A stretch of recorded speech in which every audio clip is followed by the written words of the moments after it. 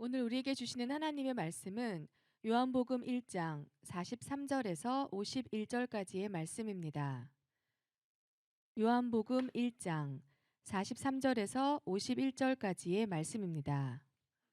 제가 가진 성경책 신약성경 143쪽에 있습니다.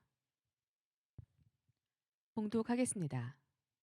이튿날 예수께서 갈릴리로 나가려 하시다가 빌립을 만나 이르시되 나를 따르라 하시니 빌립은 안드레와 베드로와 한 동네 벳세다 사람이라.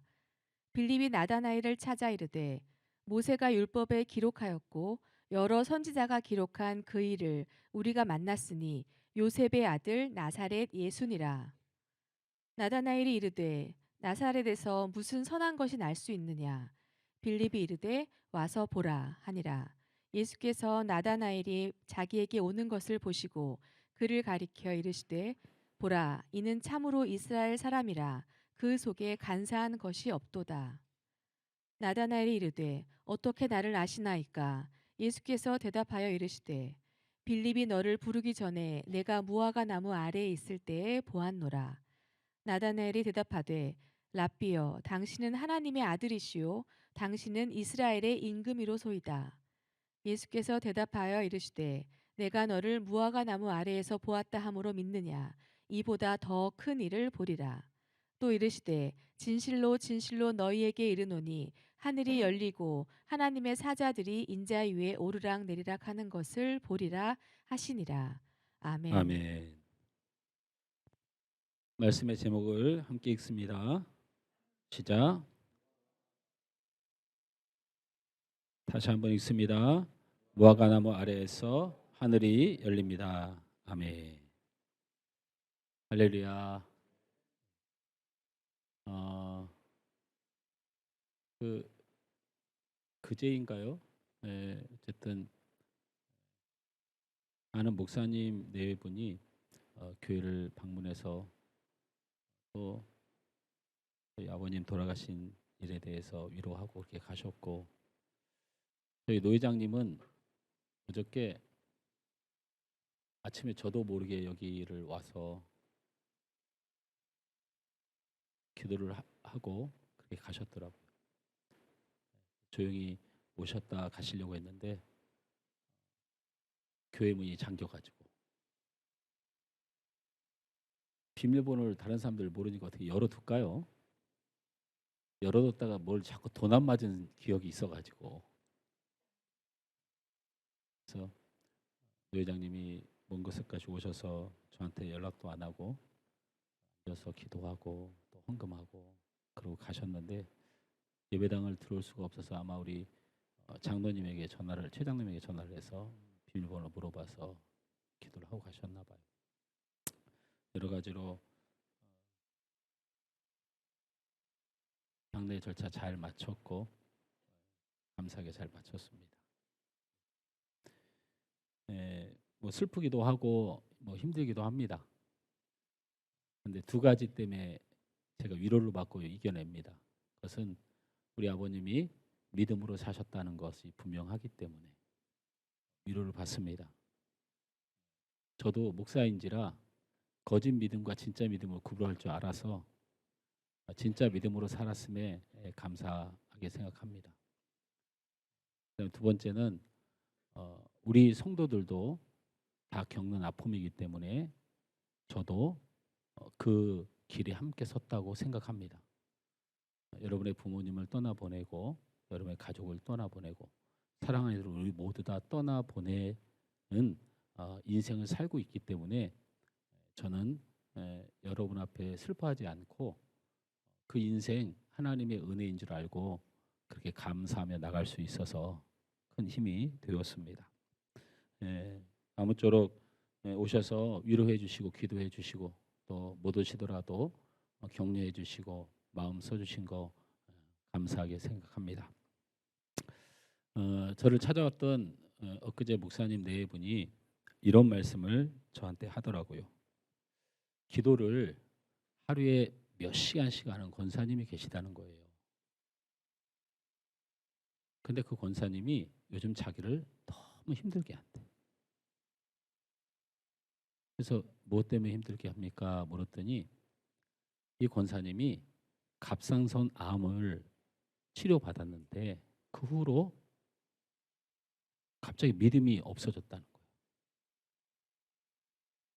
그래서 매일 목사님을 찾아와서 그 불안하고 그 불편한 마음을 토로하고 돌아가야 된다고. 그래서 매일 그분을 만나고 있다는 거예요.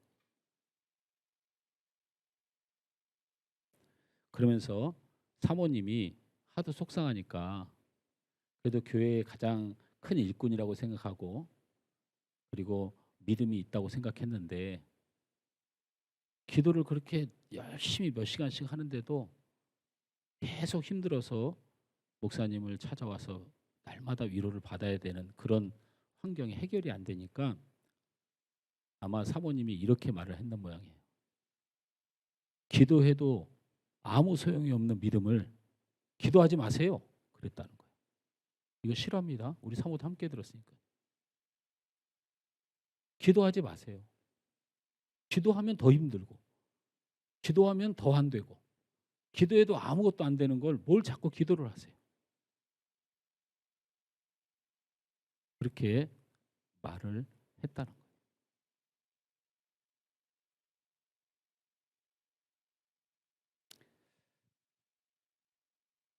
그렇게 말을 해서도 안 되고 그 본질이 뭔지도 몰라서 그러는 거예요. 여러분, 믿음은 하나님께서 우리에게 주시는 것입니다. 믿음은 하나님께서 우리에게 주시는데 각자의 형편대로 각자의 시간대로 각자의 상황대로 주십니다. 믿음을 절대로 일반화해서는 안 돼요. 저는 목사의 아들로 태어났지만 내가 예수님을 사랑하고 믿는다고 생각하는데 30년이 걸렸습니다. 또 어떤 사람은 믿음이 있다고 생각했는데 많이 흔들리고 있는 모습을 보게 됩니다.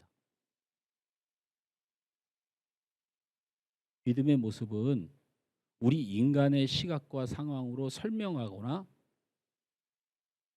정하려고 하면 안 돼요. 그 권사님처럼 기도를 몇 시간씩 믿음 있게 해도 깨끗하게 치료받은 갑상선 암 하나 때문에 온 믿음이 다 소멸된 것 같은. 그래서 주변 사람이 보기에 판단할 때 기도가 필요가 없고 당신은 믿음 없는 사람이고 이렇게 말해서도 안 돼요. 믿음은 매우 존귀한 것입니다. 믿음은 굉장히 귀해서 가지면 확실한 보물이 되는 것이고 없는 자는 사모하게 되는 것이고 믿음이 사라져버리면 너무나도 귀해서 그게 마음이 안타까워지는 거예요. 내가 믿음이 없는 게 마음이 안타까워지는 사람은 그 믿음이 귀한 줄 알기 때문에 그래요. 믿음이 없으면 마음이 불안하기 때문에 그래요. 믿음이 내게 확신이 들면 마음에 기쁜 것은 그 믿음이 귀한 줄 알아서 그래요. 여러분 안에 믿음 때문에 고민하고 갈등하고 그걸로 인하여 불안하고 그것이 채워질 때 기쁘고 때로는 사라졌을 때 낙심하는 이 일들은 여러분이 바로 믿음의 사람이기 때문에 그렇습니다. 믿음의 사람이기 때문에 그렇습니다. 예수의 사람은 예수님 때문에 고민하는 거예요. 예수님께 잘 못했을 때 힘들고 예수님의 영광을 받을 만한 내 신앙이 있었을 때 하나님 앞에 감사하고 그것은 예수님을 여러분이 사랑하기 때문에 그래요. 예배 잘 드리면 감사하고 예배를 잘 못 드리면 마음이 괴로운 건 여러분에게 예배가 귀해서 그래요. 가치 없는 것들에 대해서 내 온 몸을 지배하지 않는 가치관에 대해서 우리는 조금도 흔들리지 않습니다. 근데 여러분 왜 믿음 때문에 흔들립니까? 믿음이 귀한 줄 알아서 그래요. 예수님 때문에 신앙생활하면서 세상 가운데 살아가면서 예수님께 왜 미안해합니까? 예수님이 우리의 주님이시기 때문에 그렇습니다. 할렐루야. 갈라디아서 3장 11절 말씀에 또 하나님 앞에서 아무도 율법으로 말미암아 의롭게 되지 못할 것이 분명하니 이는 의인은 믿음으로 말미암아 살리라 하였습니다. 우리는 그 믿음 때문에 살아갑니다. 믿음 때문에 생명과 영생이 있고 믿음 때문에 죽음과 사망과 지옥의 권세를 두려워하지 않습니다. 믿음 때문에 사단의 역사를 두려워하지 않습니다. 우리는 믿음 때문에 삽니다. 또 어떻습니까? 우리는 믿음으로 구원을 받습니다. 에베소서 2장 8절 말씀에 너희는 그 은혜에 의하여 믿음으로 말미암아 구원을 받았으니 이것은 너희에게 난 것이 아니요 하나님의 선물이라. 할렐루야. 믿음으로 우리는 구원을 받습니다. 뿐만입니까? 베드로전서 1장 15절 말씀에 너희는 말세에 나타나게 예비하신 구원을 얻기 위하여 믿음으로 말미암아 하나님의 능력으로 보호하심을 받느니라. 할렐루야. 믿음으로 하나님의 능력을 체험하고 여러분은 보호됩니다. 또 갈라디아서 3장 9절 말씀에 다 같이 이거는 있습니다. 시작. 그러므로 믿음으로 말미암는 자는 믿음이 있는 아브라함과 함께 복을 받느니라. 아멘. 복을 받느니라. 아브라함의 복이 뭡니까? 천국 가는 복입니까? 아닙니다. 아브라함의 복은 이 땅에 살아가면서 약속하신 누리는 복입니다. 저 복의 원어는 해분에 있지 않습니다. 이 땅에 사는 필드를 말합니다. 믿음으로 우리는 아브라함과 함께 이 땅에 복을 받습니다. 이렇게 믿음은 존귀한 것입니다. 믿음은 살아내는 것이고 믿음은 구원을 받는 것이고 믿음은 능력과 기적을 체험하는 것이고 믿음은 복을 받는 것입니다. 문제는 이것은 알겠어요. 문제는 내가 이런 믿음의 사람으로 복을 누릴 수 있느냐? 나는 믿음의 사람이냐에 대한 확신이 안 될 때가 많이 있다는 거예요. 때로는 우리는 자신의 믿음을 의심하기도 합니다. 그리고 그 믿음 없음을 고통스러워하기도 합니다. 또 다른 사람의 믿음을 평가하기도 합니다. 그럴 수 있습니다. 또 그래야 신앙의 고민을 지나 성숙한 신앙이 되기도 합니다. 그래서 저는 오늘 한 사람을 소개하려고 합니다. 그의 이름은 나다나엘입니다. 후일에는 예수님의 12 제자로 부르심을 받은 사람이기도 하고 이 나다나엘의 성이 바돌로메입니다. 그래서 성경은 12 제자 중에 나다나엘이라는 이름을 기록하고 있지 않고 바돌로메라고 기록하고 있습니다. 이 나다나엘이라는 사람을 우리 예수님이 복을 주셨습니다. 무슨 복을 주셨느냐면 하늘이 열려 인자 위에 천사가 오르락내리락 하는 것을 보리라라는 복. 다시 말하면 하늘이 열리는 복을 허락하셨습니다. 나다나엘이 어떻게 예수님께 이런 복을 받을 수 있었을까? 예수님은 나다나엘의 어떤 점을 보고 그것을 믿음으로 여기고 복을 받았을까? 그거를 말씀을 드리는 거예요. 그래서 여러분에게 내게 그런 믿음이 있는지 확인하시면 내가 복을 받을 사람인지 확인할 수 있습니다. 또한 믿음의 정체성을 흔들리지 않고 확실히 붙들 수 있습니다. 오늘 말씀을 통하여 믿음이 확인되고 따라서 합니다. 믿음이 확인되고 하늘문이 열려 복을 받기를 옆 사람에게 축복하십시오. 축복합니다. 예. 제가 이거 할 때마다 항상 주의할 건 뭐라고 그랬어요? 나는 축복하는데 나는 앞에만 쳐다보고 있는 사람들이 있어요. 제가 다 일일이 확인해야 되겠어요. 옆 사람에 없으면 앞뒤로도 인사합니다. 다시 믿음을 확신하고 복을 받기를 축복합니다. 축복합니다. 예수님이 요단강에서 세례 요한에게 세례를 받으십니다. 그래서 요단강에서 약 100km 떨어진 갈릴리 쪽으로 가다가 먼저 한 사람을 만납니다. 그것은 바로 베드로와 안드레와 같은 고향 사람인 빌립을 만나서 그를 제자로 부릅니다. 빌립은 예수님을 만난 후에 예수님을 구주로 영접하고 그가 메시아인 것을 알고 자신이 가장 사랑하는 친구에게 달려갑니다. 그 사람이 누구냐면 바로 가나 출신 가나 혼인잔치 많이 들어보셨죠? 가나 출신 나다나엘입니다. 그곳에 가서 이 빌립은 나다나엘에게 정확히 이렇게 말합니다. 모세가 율법에 기록하였고 여러 선지자가 기록한 그 일을 우리가 만났으니 요셉의 아들 나사렛 예수시라 라고 말합니다. 바로 나사렛 예수가 바로 메시아라고 소개하게 됩니다. 그런데 나다나엘은 이렇게 말합니다. 나사렛에서 무슨 선한 것이 날 수 있느냐 하고 거절합니다. 예수님을 거절해요. 여러분 성경에 바리새인 서기관 뭐 대제사장이 이런 식으로 대놓고 초면에 예수님을 거절한 사람은 없어요. 한번 보세요. 존경하는 척, 믿는 척, 선생님이요, 아이고 뭐 위대하신 분이요 이렇게 다 접근했지. 그리고 뒤에서는 호박질을 엄청 했죠. 근데 이렇게 대놓고 메시아 나사렛 예수를 소개하는 자기 가장 친한 친구 빌립에게 나다나엘은 나사렛에서 무슨 선한 것이 날 수 있느냐 이렇게 말을 하게 돼요. 그러자 빌립은 나다나엘에게 이렇게 말합니다. 알았어. 와서 보라. 와 보라. 사마리아 여인만이 사마리아에서 외쳤던 게 아니고 예수님을 와서 보라고 말합니다.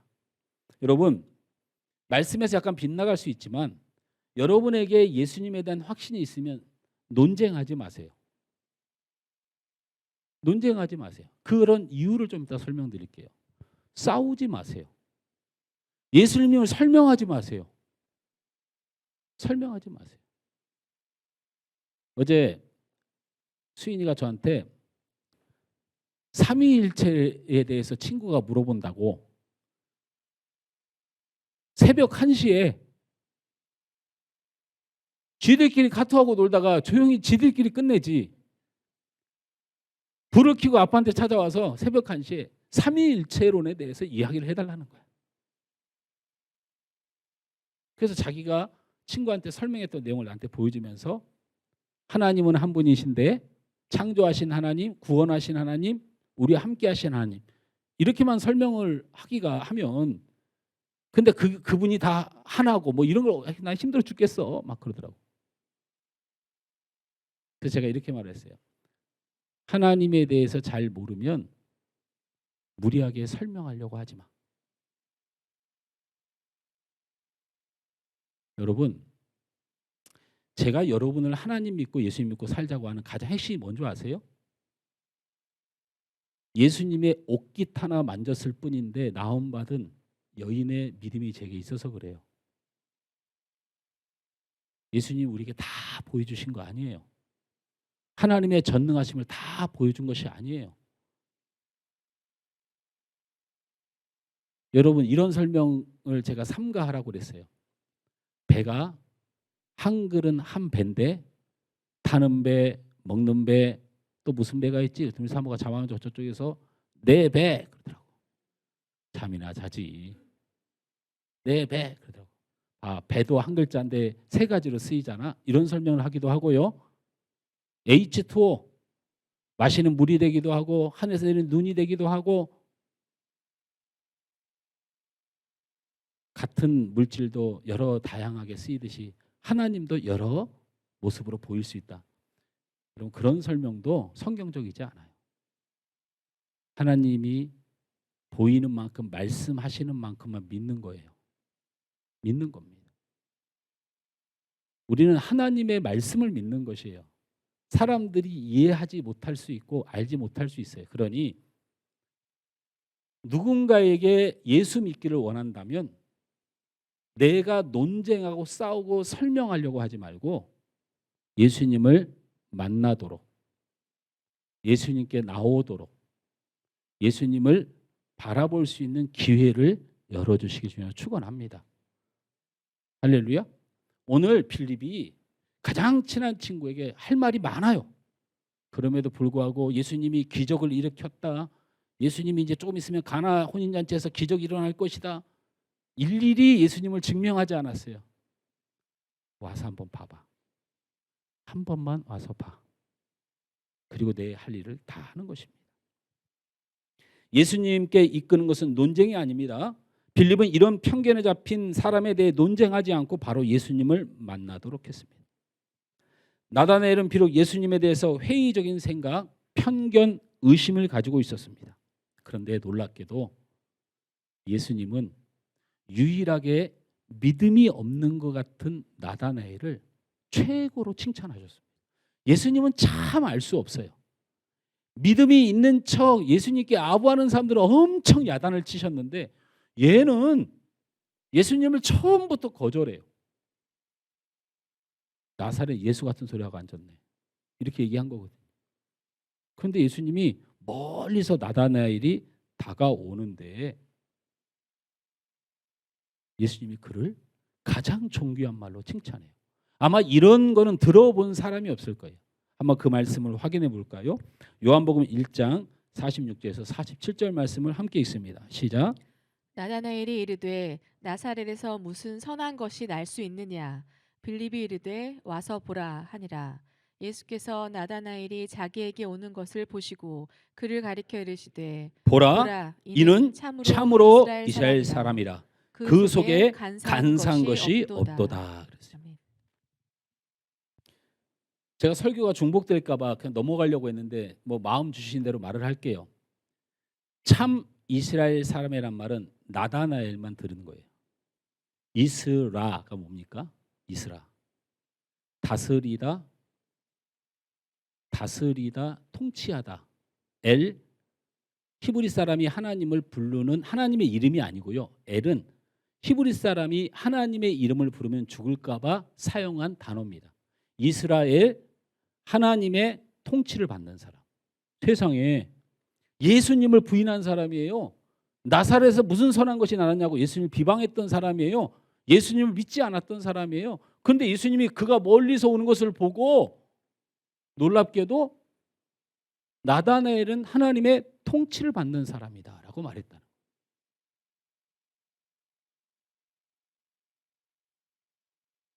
이것은 무엇을 말합니까? 나다나엘의 예수님에 대한 의심은 정직한 의심이었다는 거예요. 여러분 신앙은 정직해야 됩니다. 정직해야 됩니다. 예수님께 칭찬받는 의심이었다는 거예요. 이걸 기억해야 돼요. 정직한 의심은 비난이 아닌 칭찬을 받아야 하며 그 정직한 의심은 믿음의 시작이고 복의 시작입니다. 저도 믿음을 가지기 전에 믿음을 의심하며 힘들어했습니다. 그 믿음을 의심하며 힘들어하는 과정을 지나서 오늘 제가 있게 되는 것입니다. 왜냐하면 생각해 보십시오. 나다나엘은 예수님을 만나본 일이 없습니다. 그러니까 당연히 의심해야죠. 그리고 이 나다나엘은 예수님이 어디서 태어나는지를 정확히 알고 있던 사람이에요. 여러분 예수님은 원래 어디서 태어나기로 했습니까? 태어나 면접 잘 봤어? 너 은근슬쩍 목사님이 너 기도 안 하는 줄 알지?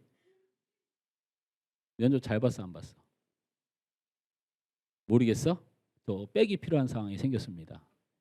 면접관이 누구야? 그것도 모르면 안 돼. 백을 못 쓰잖아. 태연이한테 예수님은 어디서 태어나셨어? 면접관이 물어본다면 전사님 어디 계세요? 중고등부 전사님 손을 높이 들고 두 손 들고 예배 드리세요. 예수님은 구약의 예언대로 베들레헴에서 태어났단 말이에요. 그래서 이 나다나엘은 예수님이 베들레헴에서 태어난다고 확신하고 있어요. 근데 빌립이 메시아를 어디 사람이라고 소개했어요? 나사렛 사람으로 소개했으니 빌립은 정직한 의심이에요. 여러분 빌립은 욕을 먹을 만한 게 하나도 없어요. 지금까지 보면.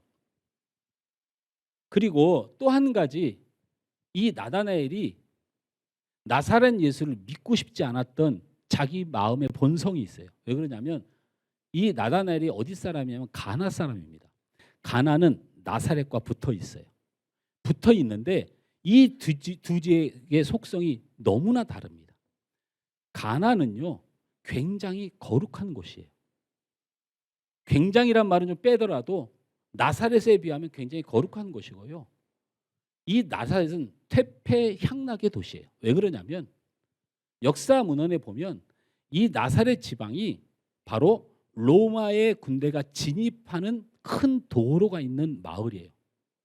그래서 로마의 상권이라든지 이방 상권이 이 나사렛이라는 도시를 지나가요. 그러니 당연히 여기는 뭐가 많아지겠어요? 술집이 많고 퇴폐, 향락, 로마의 아주 잡스러운 많은 죄악들이 가득한 도시가 나사렛이에요. 그래서 이 가나 사람인 나다나엘은 이런 나사렛에서 예수님이 난리가 없다는 합리적인 의심을 하게 돼요.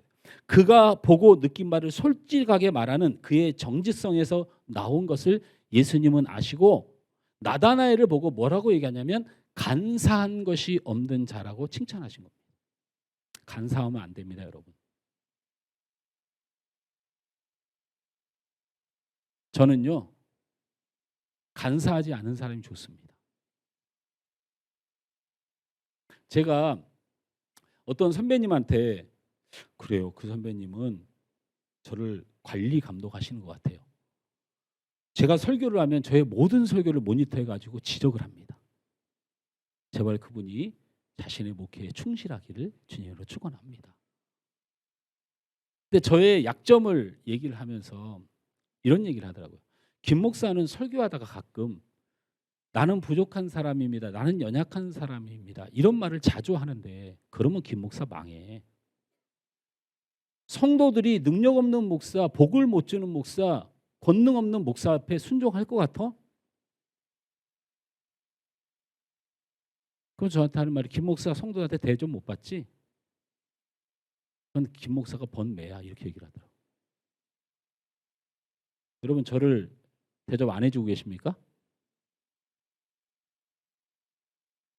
해주고 있습니까?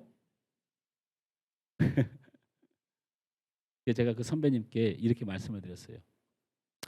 세례 요한이 자신의 제자가 베드로 안드레가 세례 요한의 제자였지 않습니까? 요한이 자신의 제자가 있었어요. 근데 예수님이 왔다 가신 후에 베드로하고 안드레 또 요한의 제자들이 예수님을 쫓아가요.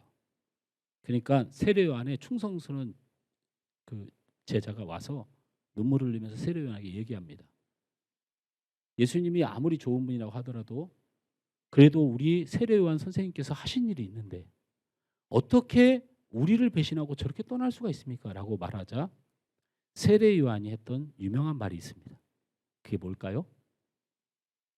그렇죠. 나는 쇠하여야 하고 예수님은 흥해야 하느니라.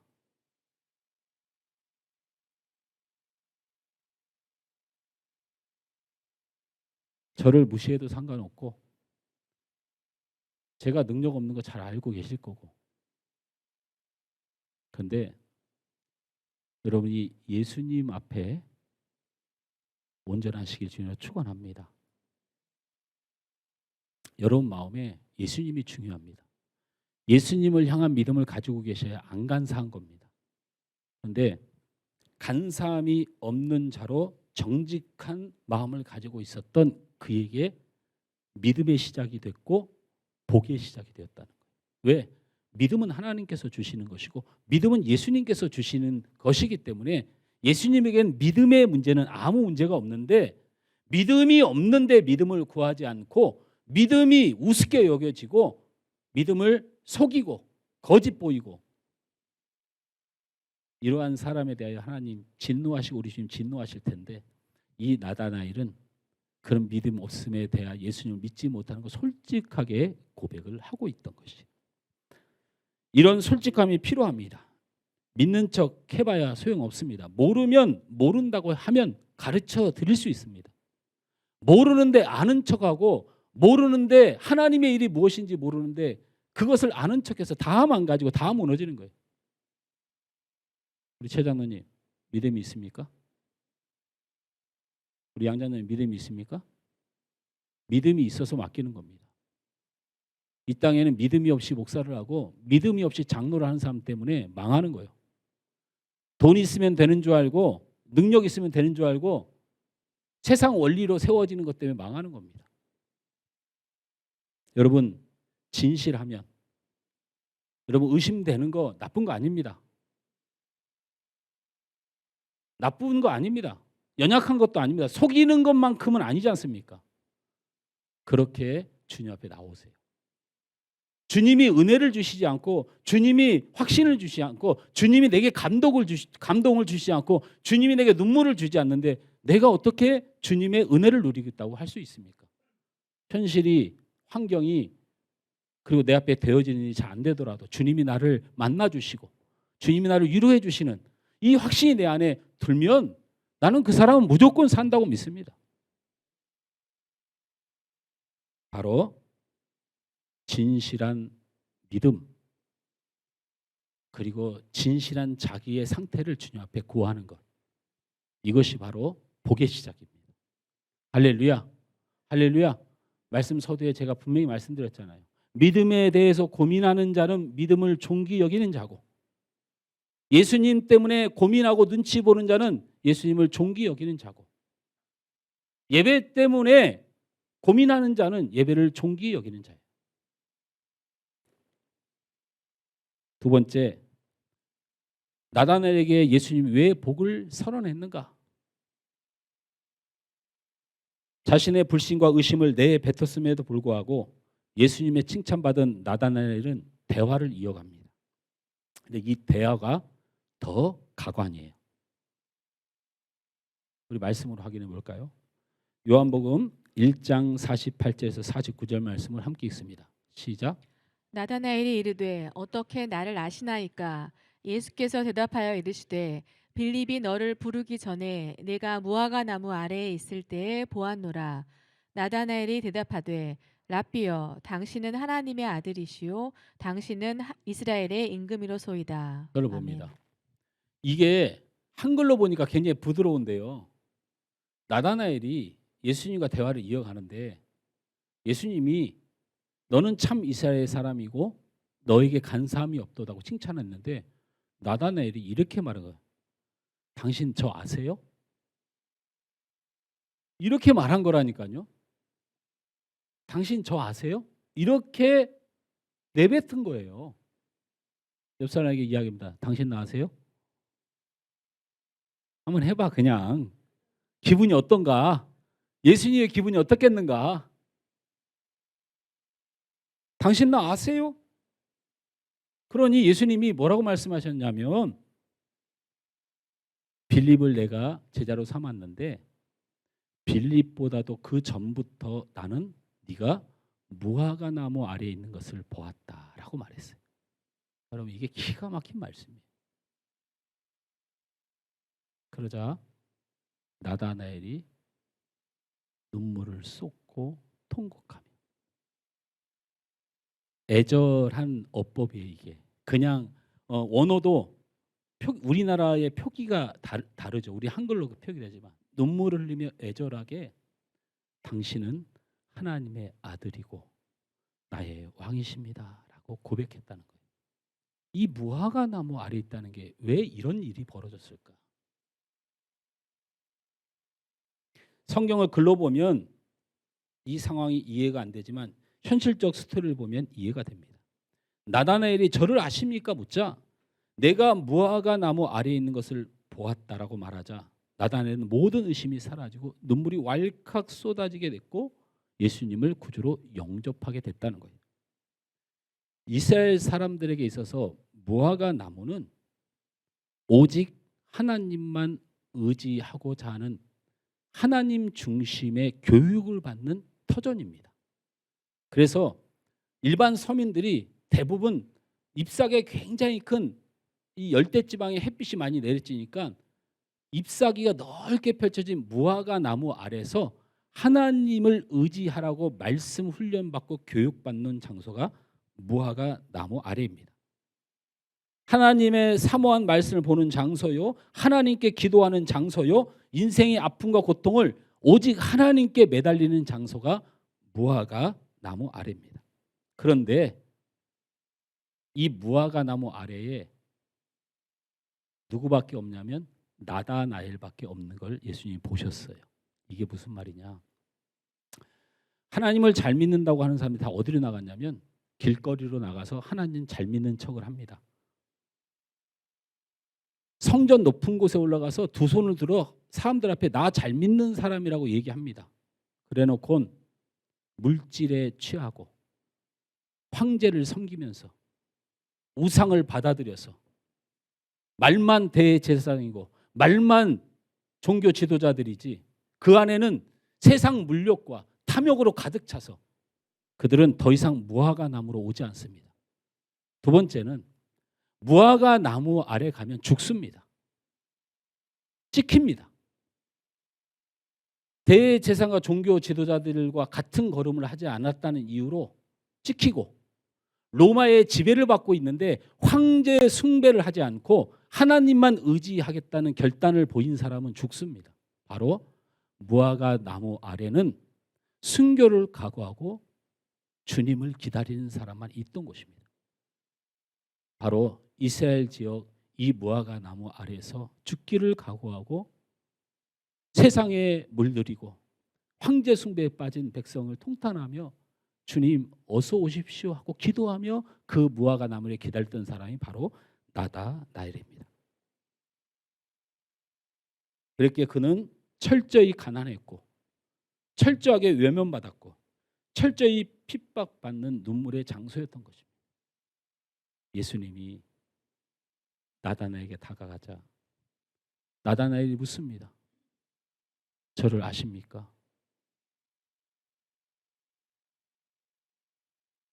그러자 예수님은 나다나엘에게 말합니다. 네가 무화과 나무 아래에 있었던 것을 내가 기억하노라.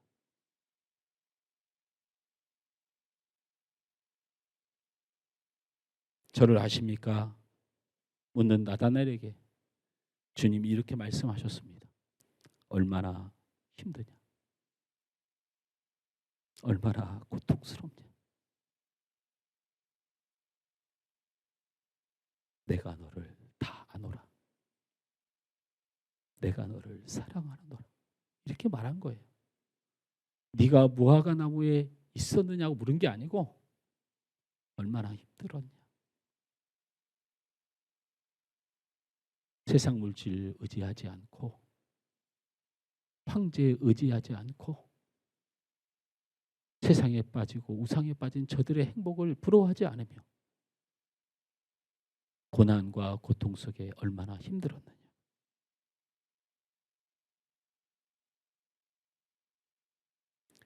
세상 속에 살지만 세상에 속하지 않은 그를 바라보고 세상을 믿고 물질을 믿고 세상의 힘을 믿는 것이 아니고 주님 오실 날을 기대하며 그 메시아를 기다렸던 그의 믿음의 삶을 아셨기에 그 한마디에 네가 무화과 나무 아래에 있는 것을 내가 보았노라. 그 한마디에 나다나엘은 눈물이 쏟아지고 주님 오셨습니까? 주님 오셨습니까?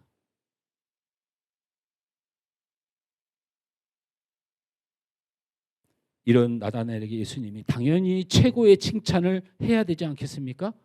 그 칭찬이 무엇입니까? 너는 참 이스라엘이다. 너는 하나님의 통치를 받는 사람이다. 너는 하나님을 왕으로 모시는 사람이다. 너는 하나님의 다스림을 받는 사람이라 칭찬해야 되지 않겠습니까? 구약에는 야곱이 이스라엘이라는 축복의 명을 받았습니다. 바로 신약에는 바울도 아니고 베드로도 아니고 전능하신 하나님 우리 예수님께서 나다나엘을 향하여 이스라엘아 칭호하셨습니다.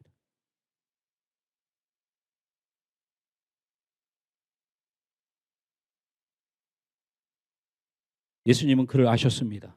세상의 다스림을 받고 물질의 다스림을 받고 자신의 유익을 선택하는 것이 아닌 하나님의 다스림을 받고 그 하나님을 의지하는 삶을 알았던 것입니다. 믿음의 시작, 복의 시작은 바로 이 무화과 아래에 있음으로 시작된 것입니다. 여러분, 교회는 무화과 나무 아래입니다. 여러분이 모이는 이 교회는 무화과 나무 아래입니다. 그곳에 계시면 됩니다. 거기서 고통스러워할 수도 있습니다. 나다나엘처럼 손해를 볼 수도 있습니다. 나다나엘처럼 핍박을 당할 수도 있습니다. 물질을 못 채울 수도 있습니다. 그러나 우리 전능하신 주님이 우리를 바라보고 계시는 장소, 바로 무화과 나무 아래에는 복이 있습니다. 바로 하나님의 교회는 세상과 구별되어 그 하나님만을 사모하고 사랑하는 모임입니다. 그렇다면 이 교회 아래에 있는 성도들은 반드시 복을 받게 됩니다. 무화과의 믿음의 시작, 복의 시작은 무화과 나무 아래 있음을 기억하십시오. 우리 주님은 우리를 다 아시고 우리의 서름, 우리의 고난, 우리의 고통, 우리의 신앙을 붙들고 있는 우리의 신앙 공동체를 아시고 계십니다. 그리고 주님은 이루실 줄 믿습니다. 이러한 나다나엘에게 우리 예수님이 어떤 축복을 약속하셨을까요? 우리 요한복음 1장 50절에서 51절 말씀을 함께 크게 읽습니다. 졸린 눈은 뜨고 축복은 받아야 되니까 무슨 축복을 약속했나 한번 보시죠. 시작. 대답하여 이르시되 내가 너를 무화과 나무 아래에서 보았다 함으로 믿느냐? 이보다 더 큰 일을 보리라. 또 이르시되 진실로 진실로 너희에게 이르노니 하늘이 열리고 하나님의 사자들이 인자 위에 오르락 내리락 하는 것을 보리라 하시니라. 묘하지 않습니까? 참 묘하지 않습니까? 기적과 같은 말씀 아닙니까? 왜 그렇습니까? 야곱이 하나님께 명명받은 존귀의 이름이 이스라엘입니다. 근데 야곱이 그 이스라엘 이름을 받고 받은 축복이 천사가 하늘 문이 열려 오르락 내리락 하는 걸 봤는데, 묘하게도 신약에서 참 이스라엘이라고 명명받은 이 나다나엘에게 예수님이 어떤 축복을 했냐면 바로 구약의 이 야곱에게 이스라엘에게 주었던 축복을 똑같이 약속하고 있다는 사실. 성경은 그래서 오차가 없습니다. 바로 나다나엘은 천사들이 오르락 내리락하는 축복을 받은 겁니다. 하늘이 열림으로 야곱은 이스라엘의 첫 족장이 되었습니다. 하나님의 축복의 민족을 이뤄가는 첫 세대로 야곱을 세웠다는 사실입니다. 야곱은 형제에게 떠날 수밖에 없었고 삼촌에게 속임 당하고 야곱의 인생은 꼬일 대로 꼬였지만 하나님은 하늘의 문을 여시고 천사가 오르락 내리락 하셔서 하나님의 일을 해서 야곱은 이스라엘의 첫 족장이 되었습니다. 하늘이 열림으로 세례 요한은 메시아를 만나게 되었습니다. 스데반은 순교함으로 하늘이 열렸고 바울이 돌아오고 온 땅에 복음의 일들이 시작됐습니다. 바로 하늘이 열린다는 건 하나님의 일이 여러분의 인생에 시작된다는 것입니다. 할렐루야. 정직한 마음으로 무화과 나무 앞으로 오시면 하늘이 열려 하나님의 일이 여러분의 인생에 시작됩니다. 내가 지금 정직한 영을 가지고 있는지, 정직한 신앙으로 주님 앞에 서고 있는지 주님 앞에 여러분의 모습을 가지고 나오십시오. 그래서 주님을 만나십시오. 우리 주님이 역사하실 것입니다.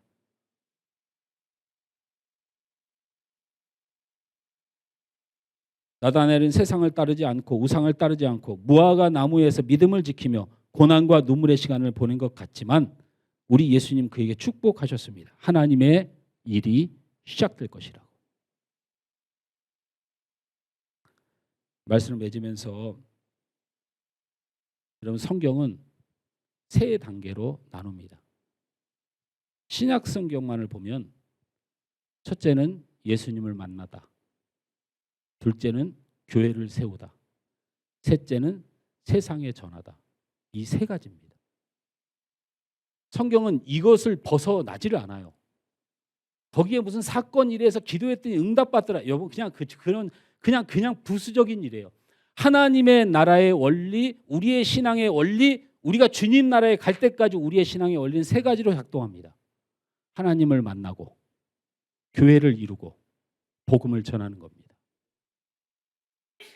이 세 가지 안에 들어오면 하늘이 열리고 하나님의 일이 시작됩니다. 여러분의 인생에 주님 만나야 됩니다. 주님 만나야 됩니다. 논리와 상황으로 설득되지 마십시오. 오직 예수님 만나야 됩니다. 사람 때문에 예수님 만나는 거 아닙니다. 그리고 교회에 모여야 합니다. 무화과 나무 아래서 내 병들고 죄악됐던 세상의 모든 것들을 가지고 다시 한번 말씀 앞에서 기도하면서 우리는 이 무화과 나무 아래서 주님 오시는 그날까지 견뎌내야 됩니다. 그럴 때 우리 주님은 여러분의 세상을 여십니다. 여러분의 사업을 엽니다. 확실합니다. 성경은 예수님을 만나고 교회를 세우고 그 다음에 세상을 향하여 하나님의 능력을 보이십니다. 저는 우리 성도들에게 그래서 이렇게 말하고 싶습니다. 무화과 나무 아래에서 축복이 있습니다.